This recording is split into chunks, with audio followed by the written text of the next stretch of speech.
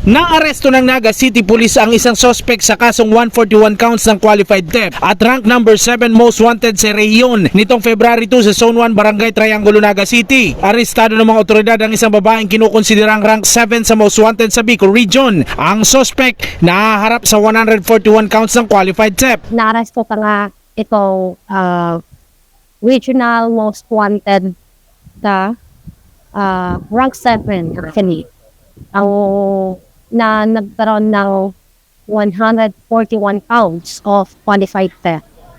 Yes. Ang bail niya is umabot sa 3 million. 3 million and 894,000. So, yun ang bail na kailangan niya i-post para siya ay sa mga pansamantalang makalaya. So, sa ngayon, itong accused natin is nasa custody police station. Ang suspect na si alias Rosa, 37 anyos, mula Pacul, Naga City, ay dati umanong empleyado na nagre-reklamong pawn shop. Nakugat ang reklamo dahil hindi umano tumutugma ang inventory ng pinagtatrabahuan nitong pawn shop sa idiniklarang inventory ng suspect. Itong accused natin nakuha sa nahuli sa Barangay Triangulo. Pero itong suspect ang accused natin is taga Barangay Pacul.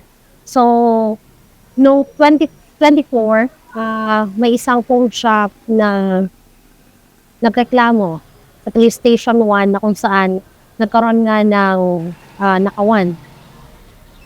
Na kung saan itong ating accused is isa sa mga kumbaga employee doon sa isang pawn shop.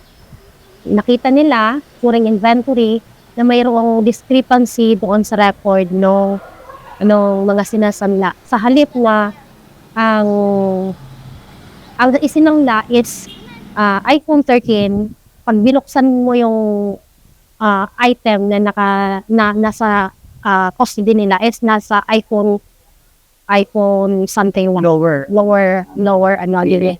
So kaya during inventory, nakita nila na nagkaroon na ng 141 na transaction. Samantala, nasa kustudiya na ngayon ng Naga City Police Station 1 ang suspect.